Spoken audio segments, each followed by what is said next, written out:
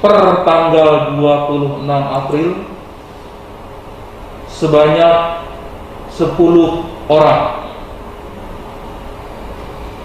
Dimulai dari kasus 120 sampai dengan kasus 129.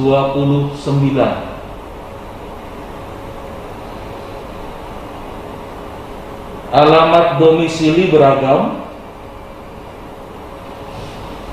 ada dari Ogan Ilir, Jambi,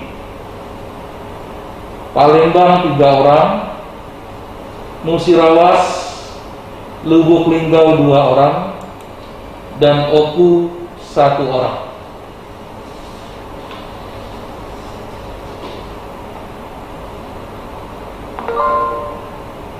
Sampai hari ini jumlah total kasus yang meninggal masih seperti kemarin, mudah-mudahan tidak ada penambahan lagi, yaitu 3 orang. Kasus sembuh per tanggal 26 April sebanyak 8 orang,